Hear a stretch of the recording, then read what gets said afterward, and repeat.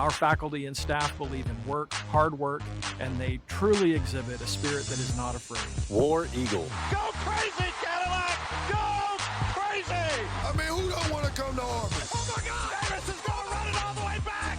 Auburn wins! We're about excellence and innovation. This is Auburn being Auburn. I believe in Auburn. War Eagle. And love it. Listen, we're a football school, but we're also an everything school. War Eagle Auburn fans, and welcome to a special edition of the Everything Auburn podcast, which is coming to you 387 miles from the plains in Memphis, Tennessee. I'm your host, Auburn Communications Director Preston Sparks. With this episode, we're honored to be broadcasting from the Sam Phillips Recording Studio as we look to discuss the father of rock and roll and his unique connection to Auburn University. That's right, Auburn, Sam Phillips, and by extension, rock and Elvis are all intertwined. And we have with us two very special guests today to talk with us all about it. Jerry Phillips, the son of Sam Phillips, and Halley Phillips, the granddaughter of the man who invented rock and roll. Thank you both so much for being on the podcast. Jerry, Halley, just could not be more honored, more thrilled to have you guys here. Thank you for being here. Thank you very much. We feel the same way. Thank y'all. So we're going to kick this off. We're just going to jump right on in, right to the discussion at hand. Let's do it. So we want to talk about that awesome connection between Sam Phillips, the father of rock and roll, and Auburn University. And I know it all goes back to this class, right, that was offered by then Alabama Polytechnic Institute, which later became Auburn, right? Right. Yep. He needed to get his engineering, Third class engineering ticket, certificate. to get to radio, and it was from what I understand, it was a 5-night a week, 3 hours a night for 6 weeks course, which was pretty intense when you think about it. Every night, 5 days a week, and I wasn't born yet when this was going on, but he had not graduated from high school. He had to quit in 10th grade and take care of his mother and his deaf-mute aunt. But I'm just assuming that he wanted to take this course to learn about radio because he loved radio. And, I told you when we first talked that, I don't know if this is going to be one of your questions or not, but I'm of the belief that had he not gone to the API school, he might not have ever started some record company, Wow. He might not have ever been an Elvis or Johnny Cash or Carl Perkins or Roy Orbison or Jerry Lee Lewis because he might not have ever learned enough about equipment, to build his own studio, which he did because he didn't have really a lot of money when he opened his studio. I mean, he had a good job at WREC Radio, but he opened his studio at the same time he had that going on, and he was able to, work on his own equipment, knew what he was doing, had been taught how to do that stuff. So it was a big part of his life, and really, I don't know what direction he might have taken had he not had that course, Yeah. But I think it's very important in the history of rock and roll, if you ask me. That is an amazing story. And I know, Halley, you've expressed some of the same thoughts, right? Yeah, I completely agree because I know when he was growing up, he was considering also possibly being a criminal defense attorney. And like my dad mentioned, a lot changed when he had to take care of his family. But he started working in radio, and he was really just obsessed with especially the engineering side of it. And my understanding is that he really bothered, the general manager of WLAY and bugged him to the point to where, because he didn't have enough money to get the bus ticket to go down and take the final exam. Wow. And so when he finally got enough money to do that, I do think that was a big turning point chapter in his life and certainly steered his understanding of audio and signal flow, and if he hadn't had that, he wouldn't have opened a recording studio.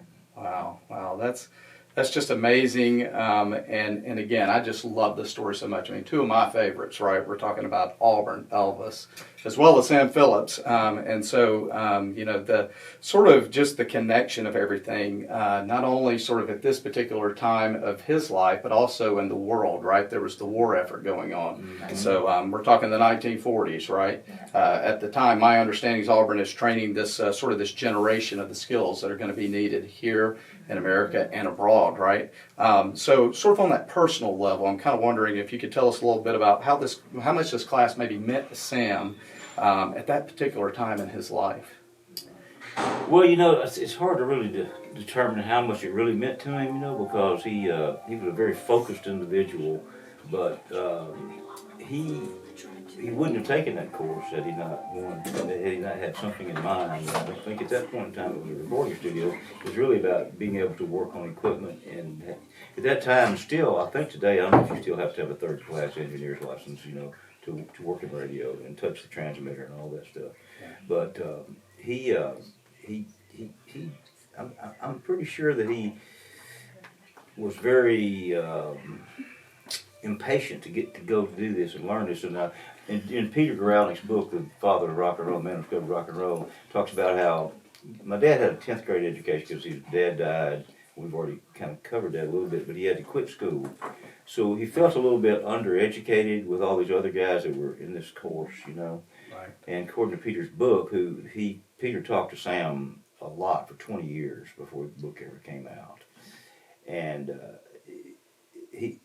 Peter said that Sam told him that he just peppered this guy, the instructor, with questions after questions after questions after questions after questions, because he wanted to know it. And that's the way he was about everything. I think I told you, he read everything, and when he went to the doctor, he had to make a 2-hour appointment for him because he'd already studied what he thought was wrong with himself, and he asked the doctor questions. I mean, 1 hour wasn't going to be enough time, wasn't going to be. And that's the way he was with everything, and that's the way he was in radio. He learned as much as he could possibly learn.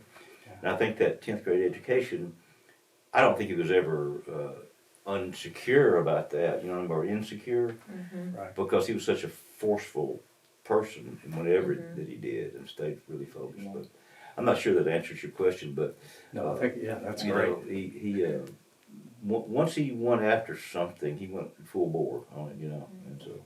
And too, I think that certificate, it gave him the ability to move forward, to continue in radio. Where he was working in radio is actually where he met my grandmother, Becky Phillips, as well. And back to, what was going on with the war, there were also a lot of women during that time period that were working in radio. She was a ukulele player and a singer, and it was Becky Phillips, Becky Burns then. But, if one little thing had changed, he might not have been here, right? Like, if he hadn't gotten that certificate, maybe he wouldn't have stayed at WLAY. Maybe they wouldn't have, fallen in love and come to Memphis.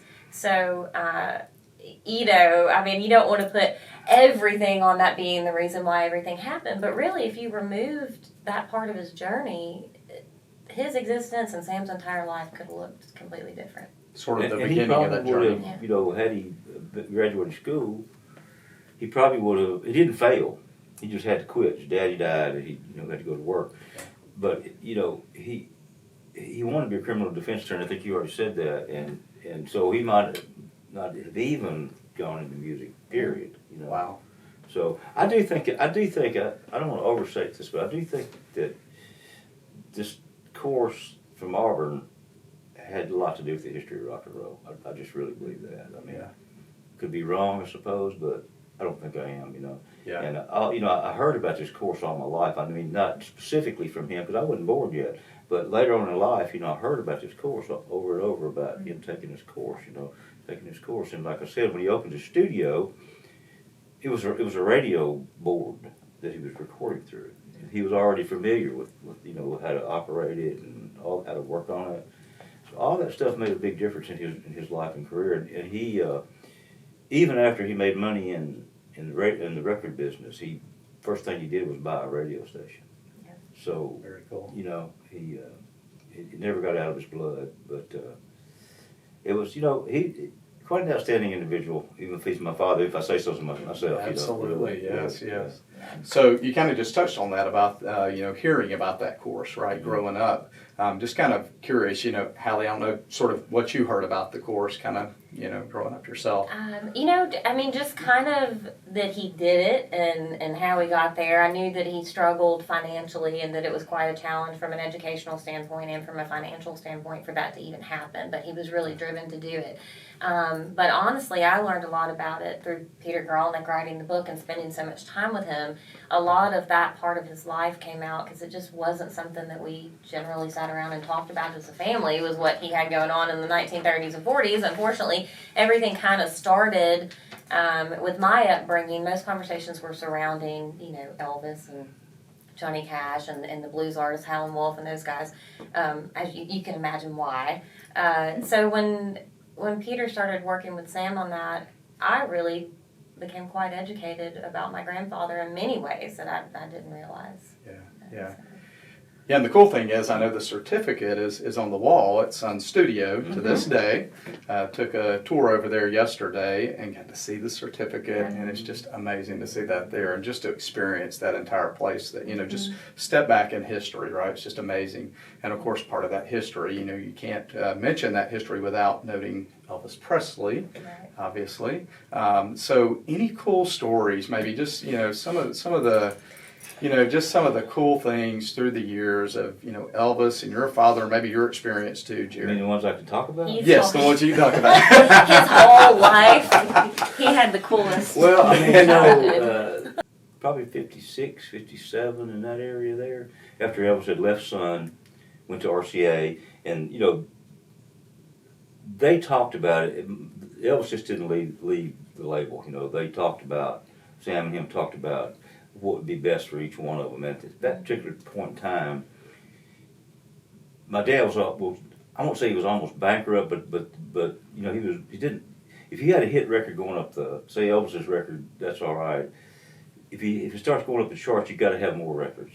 So you have to have more money to press more records. And so these distributors would only pay every 90 days or something. So, he was at the point of where it was going to be all kind of not working out like he wanted it to. So this opportunity to sell Elvis's contract, which at the time was the highest anybody had ever been sold, any artist had ever been sold. It was $35,000 that he owed Elvis, and $35,000 for the contract, and $5,000 that he owed Elvis in royalties. Wow. Okay. So that was $40,000 in 1950, late 54. Yeah. Yeah. And so that's a lot of money in today's money. Yes. So with that, he was able to continue on operating, and the very next person that came through the door was Carl Perkins, who wrote Blue Suede Shoes. Most people think that was Elvis's record, but he came after Carl's. And Blue Suede Shoes was the first #1 record on all charts at the same time. It was way up there. So even the RCA people called Sam and said, "Did we buy the wrong guy?" You know what I mean? Blue Suede Shoes was it was a super hot record. Yeah. But then the reason I led up to all that was that come skip past the Sun and go to the 56, 57 years. That's when Elvis was coming over to our house a lot, at night, late at night. He could only come like at least after 11 because he really could not get out in public. Yeah. Honestly, girls and stuff would pull his clothes off of him, no kidding, or pull hair out of his head. They used to go over, when he lived on Audubon Drive, they'd go in his front yard and just pick grass out of it, just so have some grass out of Elvis's yard. So, that's how, I think people today can't really, they can't really imagine how really, because this guy was so different, so earth-shattering in his music and so different. His set clothing, trends, everything. He changed the entire molecular structure of the music business, Yeah. But anyway, at that time, like I said, he was hot, most handsome guy you ever seen in your life, and he had a bunch of guys that were around him all the time, and they'd all come out to our house, and of course, they all had good-looking girls with them. It was easy to get a date when you say you want to go spend the night with Elvis, over Sam Phillips' house. It was pretty good. But our parents would wake us up and say, Elvis is coming over to y'all and miss school tomorrow. So that the answer to that was always yes. And learned a lot more about life in those nights, all-nighters. And nobody was drinking or anything. It was a complete, great deal. And Elvis would bring his guitar out and play. And then when Jerry Lee Lewis was over there, we had a piano there. And so it was really something. And then I'll make this quick. But when I got a little older, where I was old enough to date, Elvis would, rent the Memphian Theater in Memphis and show movies all night long. Because he couldn't go to a theater, just couldn't. He had to rent the thing all night long. I could walk up to anybody, any girl anywhere, and say, "Hey, you want to go with me to watch movies with Elvis all night long?" And so, yeah, they're going, Wow. I mean, it's hard to imagine. I miss the good years. It's hard to imagine the force of Elvis Presley. Yeah. I mean, really. Yeah, definitely. And one funny thing, too, and I'll get off of him, but when he started making those movies, number one, he was already the most handsome guy you ever seen, but when they introduced him to makeup out there, every time we saw him after that, he wasn't over made up or anything like that, but he had makeup on, you know what I mean? I mean, he always had it going on there, you know, so Yeah. pretty cool stuff. Well, and so the story of Elvis, of course, you know, Johnny Cash, B.B. King, Jerry Lee Lewis, right? I mean, the list goes on and on, Carl Perkins, right? I think, too, you know, we've talked about the land grant mission of Auburn University and sort of how that is focused on and has been for many, many years since the founding, you know, opening access, right, to education, to bettering people's lives throughout the state of Alabama and beyond. And I think about your dad, your grandfather's story, and that's really kind of at the root of what he was looking to do, right? Open access to some of these musicians that might not have had a chance, right? Exactly what I wanted to do. Absolutely. When he started recording blues musicians, it was a totally segregated South. And it was really unheard of that he, you know, wanted to give these guys a chance, you know. But Sam grew up really poor in Alabama, working on the farm. He picked cotton alongside, you know, it was more integrated in the poor community than it was in the world, really, or in the South. Yeah. And yeah, I mean, he that was his spirit, though. He could kind of see his spirit within these artists and wanted to give them a chance.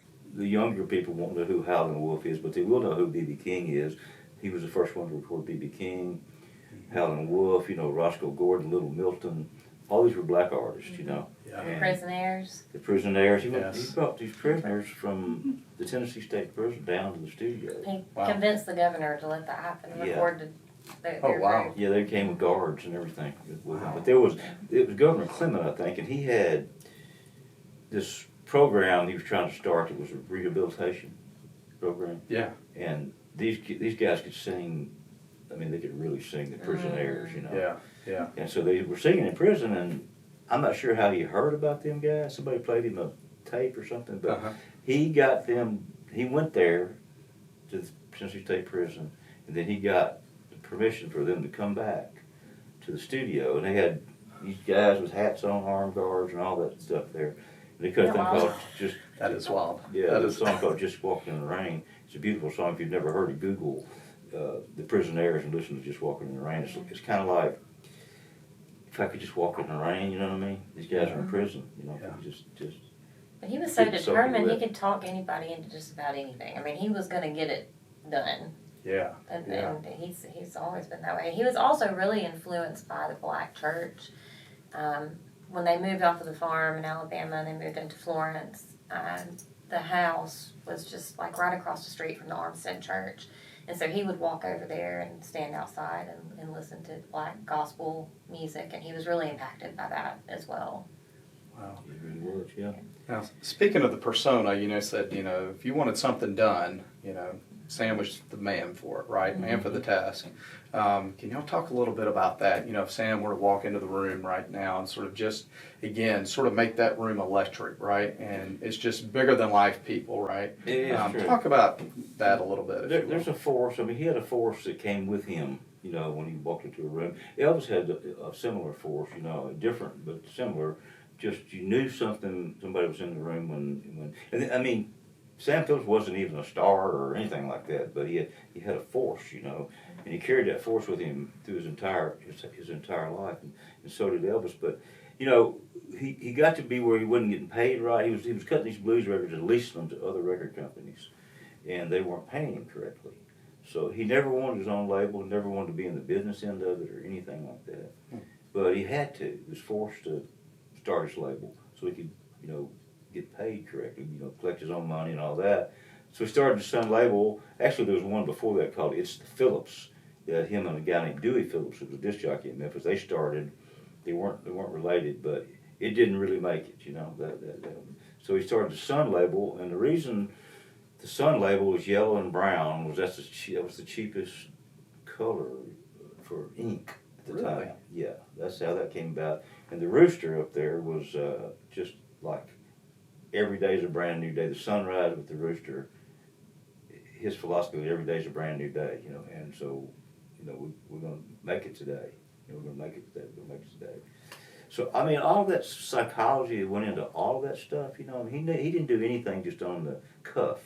You know, it was all thought out, and I don't mean overthought, but just, he was a brilliant guy, and he was my father, and, you know, we have to separate ourselves out to look in at what his accomplishments, you know, were.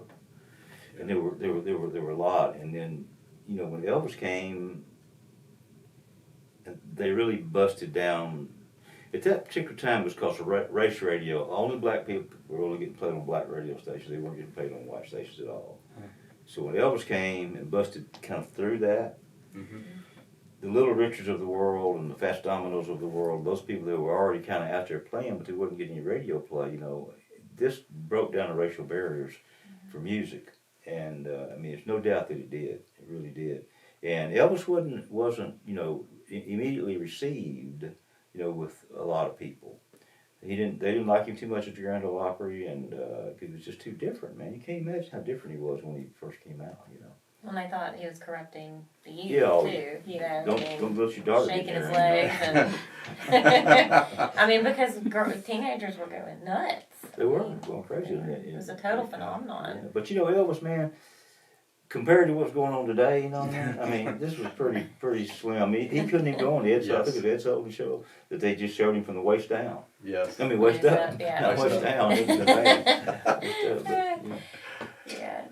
Well, I mean, I don't know, man. I don't need to stay off on too much on Elvis, but you know, Sam changed the world with the Elvis, and he changed it with Johnny Cash, with Jerry Lee Lewis, with Roy Orbison, with Carl Perkins, even with B.B. King and those guys. I mean, it was a complete change of the direction of the music. I mean, the Beatles even said if it hadn't been for Sam Phillips and Son Records, you know, there wouldn't have been the Beatles.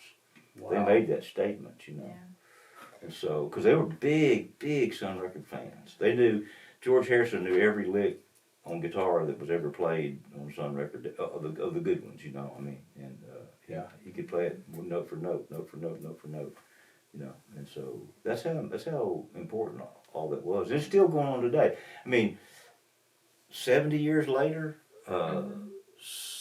Sam sold Sun Record Company in 1969 to Shelby Singleton, and he kept it up until 1970, and then, 70 years later, whatever that is. Was it last year? Yeah, last year was the 70th year of Sun. 70 years later, it was bought again by Okay. a company called Primary Wave, and they're just taking it, they keep going with it. It's just the same Sun Masters, the same stuff that's already been recorded. They're re-releasing it all, and you know, it's a phenomenon, man, and it's still going on. You know, it's still going on. And I think there's 500,000 or more people who go through Graceland every year. You know, and I think it just got voted the most visited, I don't want to call it a museum, but attraction in the United States. You know? Wow. So it's just amazing, the full story, the full picture of everything, right? That's sort of what, you know, we've kind of delved into here. Mm-hmm. And it all started, you know, 1943, right, with that certificate from API, and then all the things that have led since then. So looking back on all of that, what do you hope people know about that legacy of your father, of your grandfather? What do you hope really even maybe the current generation knows about him? Well, you got something to say there? I do, I think.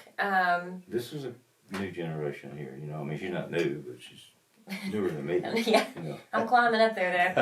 I don't know. You know, I think one thing that he instilled in me, and my father passed down to me as well, my grandmother, is just the value of human worth that he always had, and really strong work ethic. And a lot of that, I think, is missing in today's world. It is, you know, believing in others and giving people a chance, helping them along, working hard, because he was all in. That was his foundation, and when he decided what he was going to do, he was all in. And it was a risk. I mean, he put everything in because of what he believed in. And I think that is a very important life lesson that people should take with them.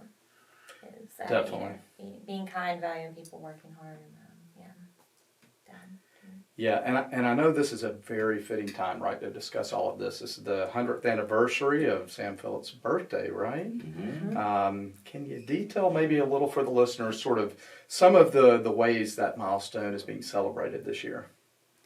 Well, Primary Wave, the people that bought the label, they have been putting out all. Was it last year? I think last year. Last year was is it this year? It's this year. Yeah, this year. They once a month they put out a compilation album. They've asked people to do them, like different people. They asked me to do one. Yeah, you curated a really great one. Yeah, I curated one, and Chris Isaac curated one, and some they let a movie music person, which curated means they picked the favorite songs that they liked out of the Sun catalog. They did it all year long, and they're opening, and it's already open now. We haven't been yet, but they just built a new building on the Rock and Roll Hall of Fame, and they got a new Sam Phillips exhibit in there. Because of, it's not because of it, but they wanted to do it during his 100-year birthday. That makes me feel real old. It's 100 years old, but there's a lot of stuff going on. But COVID kind of got people off the track a little bit in the music business a lot. It shut things down, but everything's coming back, and he the 100-year anniversary of him was really something. I mean, to think that 100 years, it's not 100 years later really, but him being 100 years old and what he started is still, still huge. Yes. And they're signing a new artist to the Sun label. So, wow. It's pretty interesting. And this year, and on his birthday, we actually made the announcement that in this studio, we had the opportunity to kind of refurb the console that came out of Stack's Studio B that you're sitting right beside right now. And really leading those efforts was our chief engineer, Scott Bomar. But it is an incredible cross-section of music history right here inside of Sam Phillips Studio, and to have the Stack's console in here. On the 100th year of his birth, there's some new life going on in the studio, and then people are just really excited about the opportunity to kind of get their DNA on that board. Well, Isaac Hayes recorded on the Barcades. Little Milton. A lot of people that your younger Auburn people won't know, but a lot of classic records were recorded on this console. Wow. And the fact that it's in another iconic studio, came out of an iconic studio into an iconic studio, is a lot of record producers are very interested in that type of stuff these days. Technology. This was kind of a step back in technology. We've got Pro Tools and all that. We can do any kind of digital recording you want to, but it's sort of, it's not a step back because it's inferior. It's just a step back because of the way that it sounds. Yeah. And it's got a really good bottom end on it that some of these new boards don't have, and so it's a fabulous thing. It was a great year to do it, and it was exciting. Scott, like you said, Scott Bomar, he was part of rebuilding it. It took us a year to refurb this console and put it in here, and so I cut. Halley's producing along with Scott. I was the first one to record on this console when it got in the studio, and I really wanted to be, Yeah. And it just so happened we were shaking the board down, which you do. You put something new in, like this, or old or new, whatever you want to call it. And then you just, you have a kind of a mock session where you see if everything's going to work and all that. So we decided, well, if we're going to try this board, let's get some really good players in there, and let's start your album, Dad. 'Cause we were going to start my album, and then COVID hit. So nobody wanted to get in there with the mask on and all that, or even nobody really wanted to do that close to each other. No. Blow more in air. So anyway, we got the musicians, they hired the musicians, and they were great, and then everything was working, and I had the songs, and she's producing, and Scott's producing. It actually turned out really good, a lot better than I thought it might have. That's awesome. That's awesome. It's a great one. All right, now we're going to turn back to one of my other favorite topics. And Halley, I'm looking your way on this one. We're talking about Auburn. Okay, let's War Eagle, right, all the way. All the way. I know this is huge for your family. It so is. Tell everybody out there in Auburn Nation sort of, the love your family has for Auburn. Okay, well, first of all, obviously the first tie goes to Sam, so that's an immediate reason for us to love Auburn. When I was a teenager, I actually thought I might become a vet one day. So I would come to Vestavia Hills and stay with my cousin Shane, who is an Auburn graduate, who is a veterinarian over there, and spend a couple weeks with him. And, I would clean out dog kennels and get to watch him perform surgeries and stuff on animals. Really cool. So that connected me to Auburn. They were huge Auburn fans. then I moved from Memphis to Florence, Alabama. And when I moved to Alabama, it's kind of like as soon as you get there, people are like, hey, you got to pick a side, Yes. you know? Well, I'm like, well, obviously Auburn, you know, because I've got a tie with my grandfather, I've got a tie with my cousin, and I've actually got a list, if you don't mind me reading, Yes, some of my please family do. members that have, because I'm really proud of this. So, my grandmother Becky, sister Erin, this is her grandson Shane that kind of has started a lot of this stuff. But his sister Debbie, she's got her master's in education from Auburn. She's retired. Her husband Joe graduated from vet school there, and he specialized in pathology teaching at LSU and Auburn vet schools. All 4 of their children attended Auburn.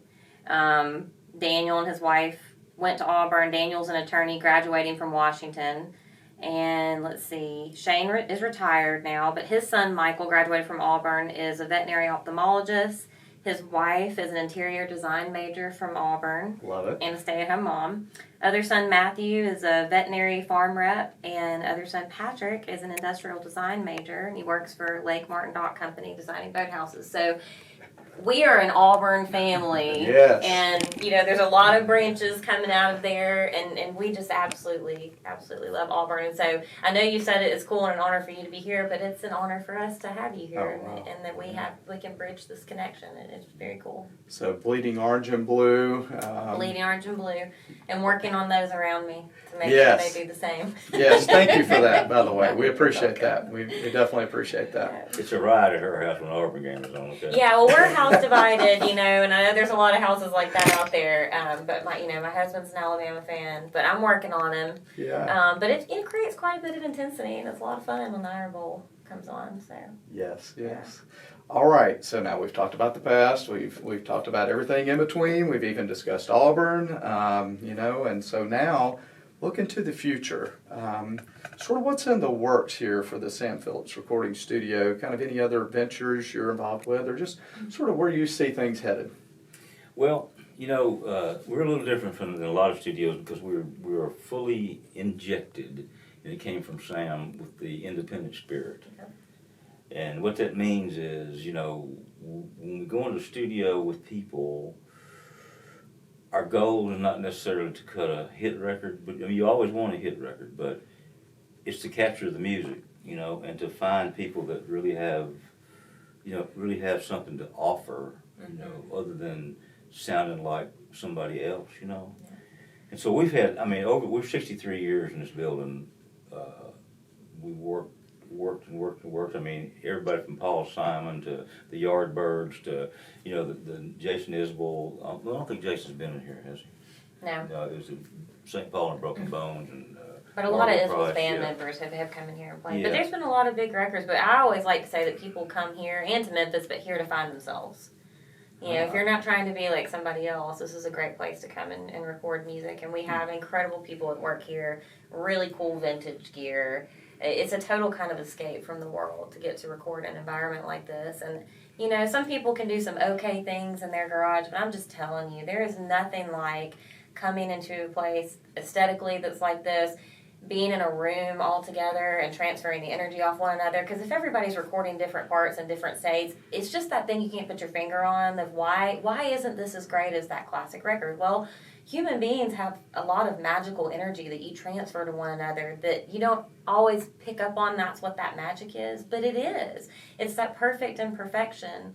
And so that's what we've always tried to stay true to here, and to encourage people to record that way and to lean on themselves and not too much on technology. We have some things here like my dad mentioned, but really to the core, we just want you to go out there and really play and grow while you're here. I'm not going to repeat the story that I told you, but you go way down and get it. But, Yeah, keep deep down inside but yourself. anytime we work with an artist, and my dad, her grandfather, really kind of taught us this. Yeah. Every human being has a lot more inside of them than they think they have, And psychology in recording music is very important to make that person feel comfortable, and not be afraid of making a mistake when you're in there. Just like this right here, like you guys tell me, well, if you make a mistake, we can edit it out or whatever, but or do it again, which is what happens here. If we make a mistake, we'll do it again. You know what I mean? And until we get what we feel like is that person, we've gotten as much of his soul out of him that doesn't sound like somebody else, you know? And we this is a rental facility. You can rent our facility, but we just don't rent to just anybody. Not that we're too good, but, you know, if we don't think the music is going to be very good, we really don't want to be kind of associated with it, you know, coming out of our studio. Right. And that's not a highfalutin thing. We think we're any better than anybody else, but it's just, I tell the people that come in here, you know, if that studio doesn't like your music, it won't help you any. I mean, that sounds kind of like a farce, but it's not really. Yeah. When things start really cooking out there, that studio comes to life, and all its designs, you think Sam put in it when he built it, it all starts working. You know, it all starts working, and it really does. It's the truth. I mean, anybody can get in a square room somewhere and Pro Tools, and that's what's happened a lot these days. Is, you know, they're making tracks. Her son's learning how to do it in school. Learn how to make tracks, beats. They call it beats. Yeah. Right? Call it beats. And that's a good. I mean, that's all well and fine, but it's way removed from 6 people getting that bass, drum, guitar, piano, vocals, whatever, out in the studio, and just recording a song, you know. Yeah. Well, you've got an art when you've got somebody behind the board. Like, you got to see our live echo chamber yesterday, and there's echo plugins that you can use digitally, and you can get an effect that sounds pretty cool. But man, when you have a certain individual with a certain microphone getting the best performance out of them, sending it into a real echo chamber, and you've got somebody that really cares behind the board that's, you know, writing the fader, doing something different. There's a real art in that. And it's just not the same as going, computer, tell me what it needs. Well, you know, it's kind of like, Right. compared to football, it's kind of like a really good football coach is able to extract from the player. Yeah. So, I mean, all these things are related with human beings, no matter what you're doing, you know. And I think sports is a good, you know, comparison to music because, you know, it's a performance deal. Yeah. And it's a show business thing, man. I mean, how many people does Auburn Stadium hold? Yeah, we're 88,000. Okay. How many people other than the Beatles or the Rolling Stones are playing to 88,000 people on a Sunday? Yeah. That's showbiz, brother. That is. Any way you slice it, you know. And if you get out there and show your stuff, man, That's you're it. king for a day at least, you know what I mean? And hey, all the girls are going to like you when you get back to school, I guarantee you. See, I got the music business like all musicians do to get girls. I mean, and I don't mean that in a bad way. I just mean, you know, I learned to play guitar because girls like guitar players, you know. Yeah. Some girls like bass players, some girls like drummers, you know. But I mean, truthfully, you ask any musician, other than the ones that are like, you know, just almost monks or something, you know.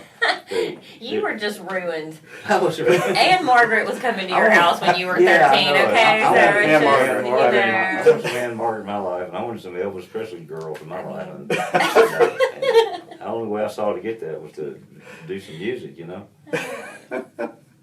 Now, talking real quick on the sound, too, I know you mentioned to me that a lot of the top performers, they'd say, Sam, how do you make me sound so good? That was mainly the big bands that came through the Peabody Hotel here. They had a place called the Skyway up the top. Really nice. Still there. You ought to go up there. Okay. And this was when he was working for WREC Radio in Memphis. That's where their studios were located. And I'm talking about Tommy Dorsey and stuff like that. You know, they'd come through there. And my dad, Sam, was the one who was mixing the sound. And it was either going to a transcription, a big, you know, acetate disc, and then they would send it to the radio stations, the networks. It was a network feed. Or it went live, you know, to the network right then. And they always, a lot of these guys, my dad told me, they would say, they'd ask him, how are you making us sound so much better than the other places that we play? And number one was because he had a really great ear for music. And number two, he was always looking for the feel. The feel. And so he would mix the guitar and the bass and the drums, a good solid foundation, and then put the horns and the strings or whatever else around it, without losing, you know, the lead. I mean, a lot of those guys were horn players that were big band leaders, but it was a philosophy of mixing that he utilized, and we utilize it still today. I mean, we start with the drums, get a good drum sound, ask the bass player to play a little with the drummer, get those two things cooking. Then maybe the guitar player, let me hear your guitar first by yourself, and then with the drums and bass, and then piano. You finally get the sound that you like, and then you start the session. Because sound is important. It's really important. It doesn't just happen naturally. It's where mic placement. It's what kind of mics you use. It's knowing what each mic will do, what kind of performance it'll give you. So some good for vocals and damn for guitar, vice versa. So we have a real future here and we're not followers, we're just not followers. And I think we probably could have been, we've been super successful, but I think we could have been a lot more maybe monetarily successful if we wanted to make a record that sounded like what's happening out there now, you know what I mean? Right. When Sam had Elvis out, and these guys were all good artists, but then there was a Ricky Nelson, which was the other label's Elvis, you know what I mean? Yeah.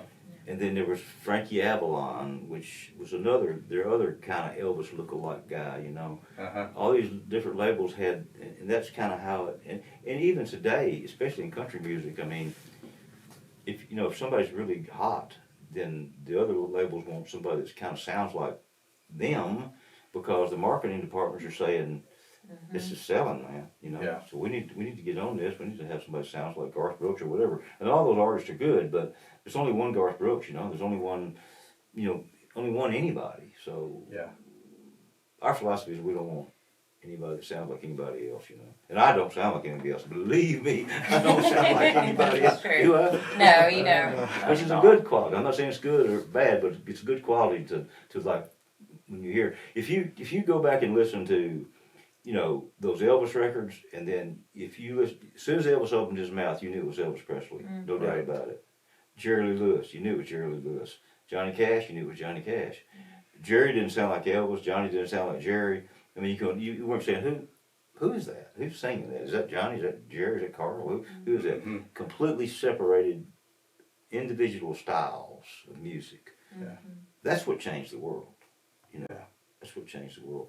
But Jerry Lee Lewis, I know I'm talking to some younger people that may not even heard of Jerry Lee Lewis, but he's one of the world's greatest piano players, really he was.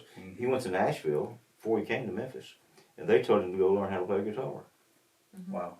Because Chet Atkins and all that was happening, guitar players were happening, piano players weren't happening. Piano players were just session musicians where they get in there with the guitar players and, be a part of the band, But, yeah, I mean, Sam could have been looking for a Frank Sinatra, a sound-alike, or Dean Martin sound-alike. Yeah. And, but he just wasn't interested in that, and we're not interested in that, And Hallie's third generation of this family, and she's as into it as anybody has ever been, and neither one of us gets to spend as much time in the studio as we'd like to, because we get radio stations too.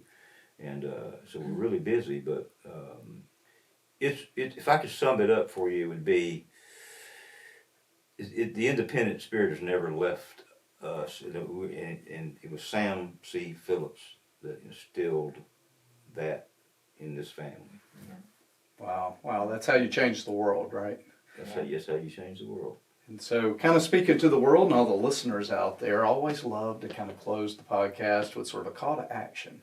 Again, 100th anniversary, right? It's a big year. And I just wonder kind of, what you guys might, hope that the world would do in terms of honoring, Sam Phillips' legacy, his memory and that sort of thing, and just everything that has happened, through the years. Educate yourself on Sam Phillips and Memphis music. If you're younger and you're not familiar with what happened at Sun and with Sam Phillips, and also at places like Stax Records and Royal Studios. And even if you want to get out there and go into Alabama, if you're not familiar with what happened in Muscle Shoals, I mean, there there were just innovators like Rick Hall at Fame Studios and the Swampers at Muscle Sound.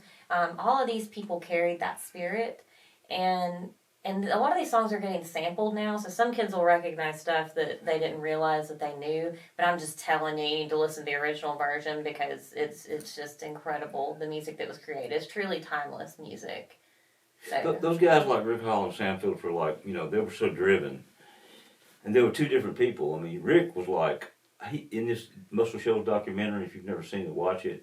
But one of the things he says in there, he says, if somebody gives you some money to cut a record, you better cut a hit or you're not going to get any more money. Where my dad, he did multiple cuts too, but I mean, he wasn't that type of record producer. He was a more psychology, let the band work it out. Comfortable. And then when he heard something, like getting close to it, then you start going, hey guys, that sounded pretty good, And by that time, they've been out there, just fooling around. They're confident with themselves. They're not worried. They're not scared of the studio anymore. When you come into a recording studio for the first time, you're pretty much especially scared to death because there's a microphone on everybody. You're not hiding behind anything. You're out there naked, just kind of spinning around. Yeah. And any of your flaws are going to show up, But if you allow them to acclimate to the situation, and I got a saying I made up called, when you're in the studio, you're not playing for the tape machine, you're playing for the universe. The tape machine just remembers it for you. Mm-hmm. So that just frees you up to have the mindset that I can make a mistake. It's going to be on the tape. It don't matter, or the Pro Tools and the digital, whatever your format you're using. Uh-huh. And it's a real freeing thing to think, okay, hey, it's all right if I make a mistake. But you can sit in here and say, okay, guys, we're rolling, which means we're recording. And for the most part, they'll tighten up. They're going, okay, we can't make a mistake. We can't make a mistake. But that's when you're loose enough to make a mistake. That's when the magic happens. It's kind of like a runner in football. The guy that can spin around and just pull stuff out of his hat, to get around his defensive guys. It's the same thing in music. You just gotta be comfortable and be willing to take a chance, on what you're playing. And Sam left a telephone ringing in one of his early records, and because his secretary was gone, and you could hear it ringing through the thing. Really? Yeah. And I don't think it's Little Milton. I should know that, but the band said, "Okay, we got to cut it over again." He said, "Are you kidding me? We're not going to throw away the best cut we got just because there's a damn telephone ringing in." And he did. He kept it in there. He said we couldn't have ordered that up. You know what I mean? Yeah. Then there was no such thing as a sound bites, like you could put a telephone ringing in there. Yeah. It was just meant to be. Oh, but he was the kind of guy that a lot of people would have said, okay, well, that was our best take, but and then there was no way to get rid of it. I mean, it was one track. Yeah. For people that don't know, some of the greatest records in the world were recorded on one track, which means everybody was in the room, they played it, and you couldn't go back and fix anything. Yeah. Like now, if you make a mistake on the bass, you can punch it in. You can play it back and then, okay, here we go, and he'll punch that part in, and you get right back out of the punch, and you can fix anything, now, and it becomes so perfect that it's it's just too perfect. Yeah. So what would you say leave the world with on the 100th year of Sam's birth, celebrating his birth, in closing? What would you? I would just say that I think Sam Phillips is one of the most important figures in history. Period. He just happened to be in music and radio, and I just think people need to continue on, being their independent selves, and don't be afraid to be an individual. Yeah. Whatever you're doing, whatever you're doing. And I just think that I think he changed the world. In fact, I know he changed the world, particularly in music. But music has such an effect on people. It does more than just change the music world, change the fashion world, changes the movie industry by what's being played behind the actors. I mean, it's just what's being played at the football games. It transcends emotion in all areas. It's everything, man. And so, I guess to wrap it up, I just hey man, take a chance, be yourself, have confidence in yourself. If you and go down, dig real deep, and find your own soul and bring it out. And rock on, right? Rock on. Rock on. Yes, absolutely. Sure. Well, let me just say, this has been the absolute thrill of a lifetime to interview you both and to be here in the Sam Phillips studio. I cannot thank you enough for letting us come into the studio, visit with you both, and bring in the Auburn family as well to hear this. And I thank you so much. Well, you're welcome, man. And, had you not contacted us about that API thing, this would never have. So actually, it's your fault.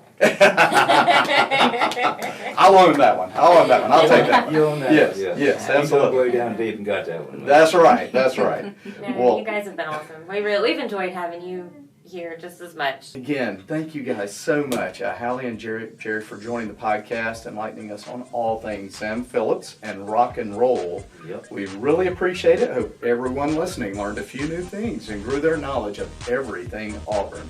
Make sure to check back on our show for future episodes as we continue to look at everything that makes Auburn so special. War Eagle. War Eagle. Woo! Rock on.